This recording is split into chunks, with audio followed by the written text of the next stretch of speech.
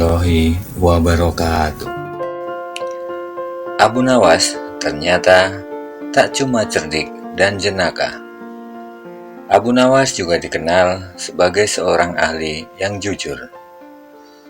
Kejujurannya inilah yang membuat raja semakin menyayanginya.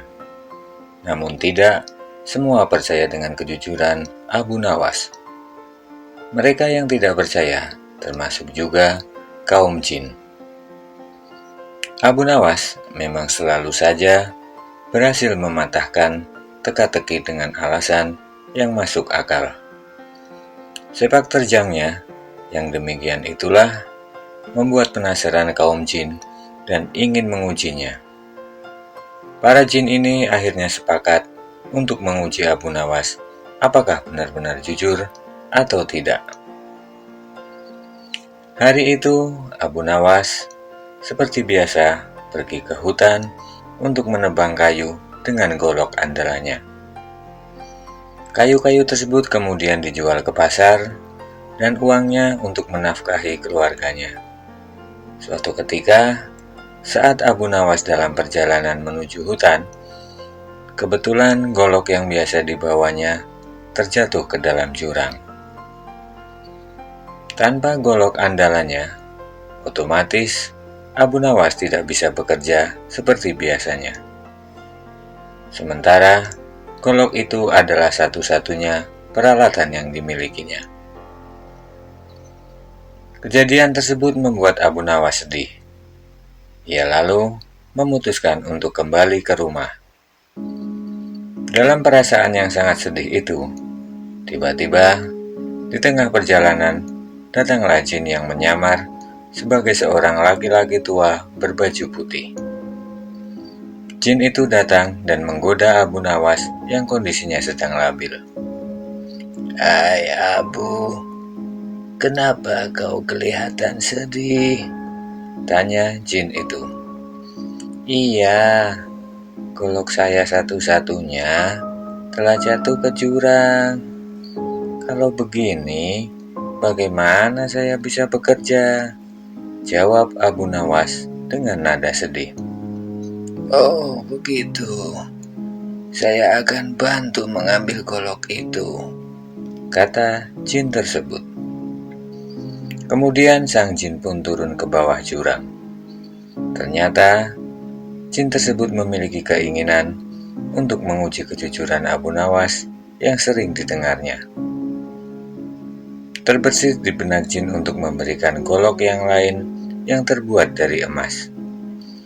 Apa reaksi Abu Nawas nantinya? "Wahai Abu Nawas, apakah ini golokmu?" tanya jin. "Bukan, golok saya jelek kok," jawab Abu Nawas. Jin itu kemudian kembali turun ke jurang. Dan kali ini, ia memperlihatkan golok yang gagangnya berlapiskan mutiara dan intan kepada Abu Nawas. "Apakah ini golokmu, wahai Abu Nawas?" tanya jin tersebut. Bukan itu. Golok saya sudah jelek," tegas Abu Nawas. Untuk ketiga kalinya, jin itu turun ke jurang dan kemudian membawa golok yang biasa digunakan oleh Abu Nawas. "Nah, itu baru golok saya," sahut Abu Nawas kegirangan. Jin itu pun merasa kagum dengan kejujuran Abu Nawas. Ia pun mengakui bahwa Abu Nawas memang benar-benar seorang yang jujur. Lalu jin itu berkata kepada Abu Nawas, "Hai Abu, seandainya kamu mengaku bahwa golok emas adalah milikmu, tentu saya akan memberikannya padamu, meskipun saya tahu kamu berbohong. Akan tetapi, kamu malah berkata jujur apa adanya." Abu Nawas pun menjawab, "Saya adalah orang yang selalu bersyukur dengan apa yang saya punya, dan saya tidak mau mengambil sesuatu yang bukan hak saya. Bagi saya, golok jelek itu adalah rezeki yang luar biasa. karena dengan golok itulah aku bisa bekerja secara halal dan mendapatkan kayu untuk aku jual, kata Abu Nawas. Menurut Abu Nawas, karena rasa bersyukur itulah yang membuatnya tidak mau mengambil barang yang bukan haknya dan membuatnya senantiasa selalu bersikap jujur. Jin itu kembali berkata kepada Abu Nawas, "Karena kejujuranmu dan rasa syukurmu, wahai Abu Nawas, maka ketika golok ini aku berikan kepadamu." Kemudian jin itu pergi meninggalkan Abu Nawas. Sementara itu, Abu Nawas akhirnya pulang dengan membawa 3 golok, yaitu golok yang berbentuk jelek miliknya sendiri, kemudian golok yang terbuat dari emas, dan golok yang gagangnya berlapiskan mutiara dan intan. Semua itu bisa diperoleh Abu Nawas karena sifat jujur dan selalu bersyukur dengan apa yang dia punya.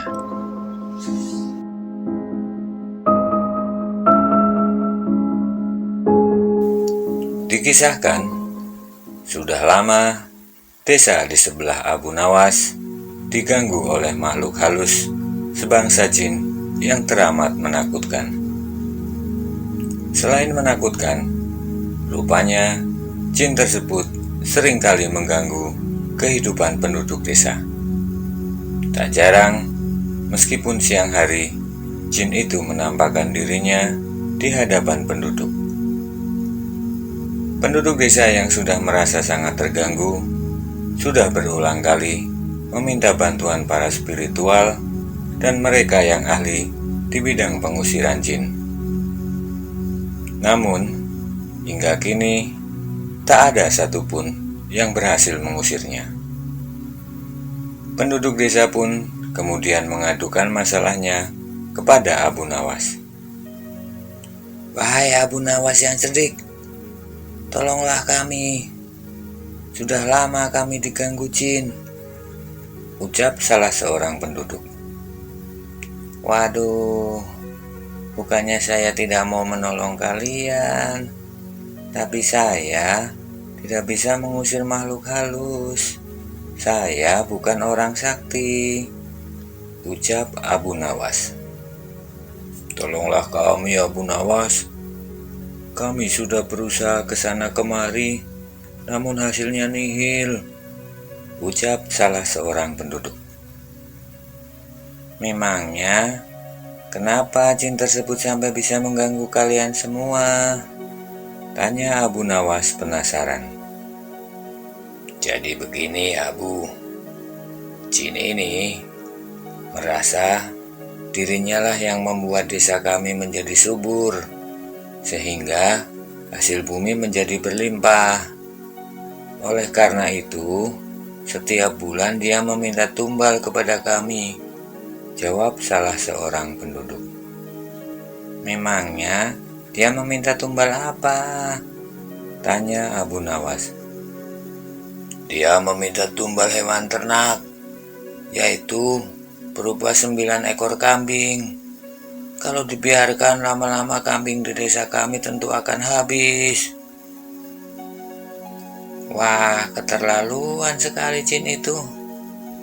Ini sudah tidak bisa dibiarkan," kata Abu Nawas. "Baiklah, aku akan memikirkan caranya."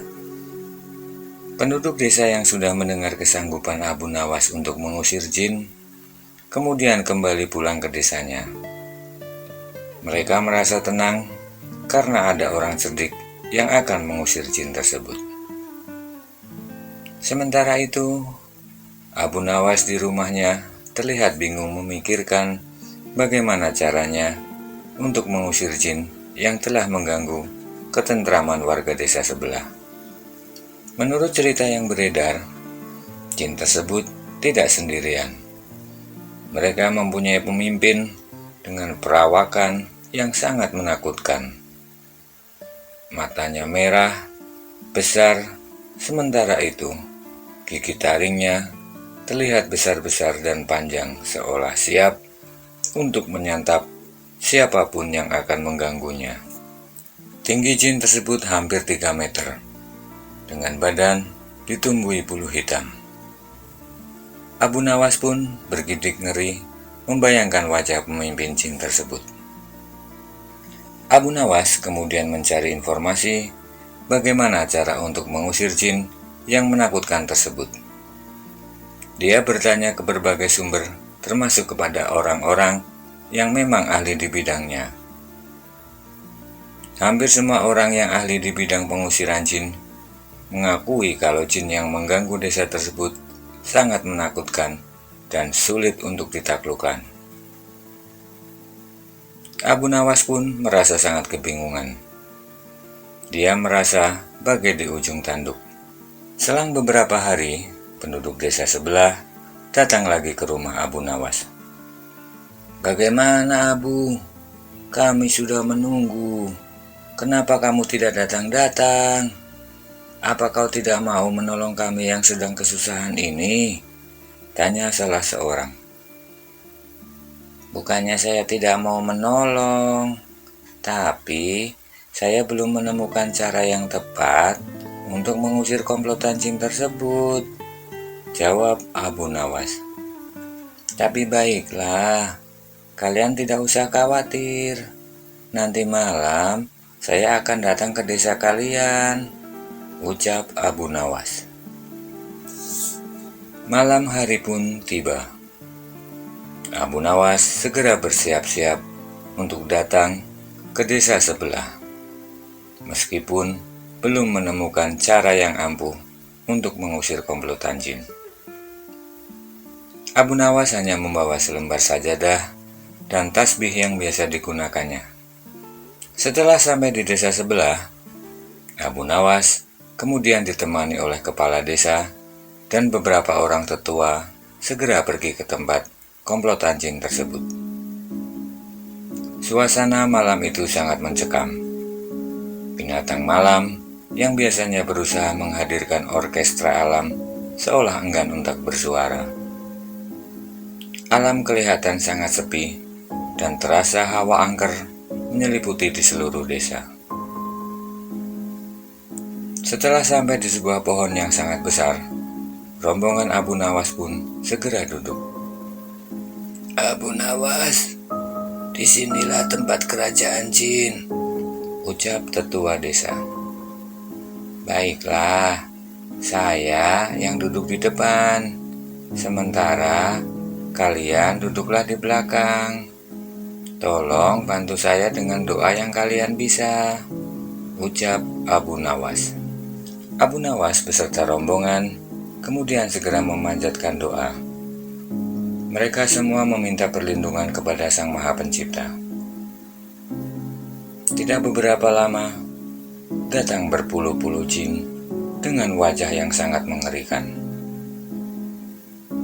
Melihat jin yang berdatangan, kepala desa dan beberapa orang tetua segera lari ketakutan dan kembali ke dalam desa. Sementara itu, Abu Nawas mencoba bertahan dengan terus berdoa. "Hai manusia, sungguh berani kau mau mengusir kami," ucap jin yang berkepala botak.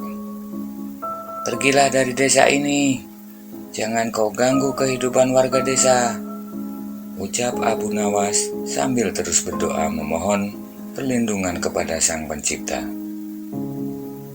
Meski sangat takut, Abu Nawas tetap memaksakan diri untuk membuka mata mencoba melihat jin tersebut. Abu Nawas kemudian membaca ayat kursi sesuai yang telah diajarkan gurunya. Dan tak butuh waktu lama, komplotan jin tersebut kemudian hangus terbakar. Aroma sangit menyebar kemana-mana hingga ke ujung desa. Abu Nawas pun kemudian mengucap syukur alhamdulillah karena komplotan jin sudah musnah terbakar. Namun selang beberapa menit, datanglah pemimpin jin tersebut. Seperti yang telah diceritakan oleh penduduk desa, perawakan jin tersebut sangat mengerikan. Tinggi tubuhnya 3 meter. Seluruh tubuhnya ditumbuhi bulu-bulu hitam yang panjang. Tangannya panjang menyentuh tanah dengan kuku-kuku yang terlihat sangat tajam. Wajah jin tersebut sangat menakutkan dengan gigi taring dan mata merah yang menyorot tajam. "Hai manusia, berani sekali kau datang ke sini dan membunuh anak buahku," ucap Raja Jin tersebut. Abu Nawas yang merasa sangat ketakutan kemudian menutup matanya. Dia tidak berani melihat ke arah wajah Raja Jin tersebut. Pergilah dari sini," ucap Abu Nawas dengan ketakutan. "Wah, memangnya siapa kau berani mengusir aku, Raja Jin? Akan kumakan dirimu, kuremukkan seluruh tubuhmu yang kecil itu," kata Raja Jin. Abu Nawas pun sangat merasa ketakutan. Keringat sebesar biji jagung terlihat membasahi wajahnya. Konsentrasinya telah hilang mendengar suara Raja Jin tersebut. Semua doa yang telah dihafalkan pun tidak bisa dia ucapkan, termasuk ayat kursi yang telah memusnahkan jin yang sebelumnya mengganggunya. Pikiran Abu Nawas hanya pasrah. Namun di sela-sela kepasrahannya tersebut, dia mencoba melafalkan semua doa yang diingatnya. Namun yang teringat hanya doa sebelum makan. Abu Nawas pun kemudian melafalkan doa tersebut dengan mantap. Seketika itu, Raja Jin yang hendak memakan Abu Nawas terdiam. Gerakannya mendekati tubuh Abu Nawas terhenti. Raja Jin tersebut terpana mendengar Abu Nawas melafalkan doa sebelum makan. Dia berpikir, hebat sekali manusia sekecil ini mau memakan dirinya yang tinggi besar. Pasti manusia ini memiliki ilmu yang luar biasa hebat sehingga mau memakan dirinya. Seketika itu juga Raja Jin kemudian meminta ampun kepada Abu Nawas. Ampun, jangan kau makan diriku," ucap Raja Jin tersebut. Sontak Abu Nawas membuka matanya. Dia melihat Raja Jin tersebut sedang berlutut di depan dirinya dengan wajah yang sangat mengerikan. Abu Nawas yang sudah tak tahan melihat Raja Jin tersebut segera mengusir dari tempat itu dan mengancam akan memakannya jika dia datang kembali dan mengganggu penduduk desa. Wassalamualaikum warahmatullahi wabarakatuh.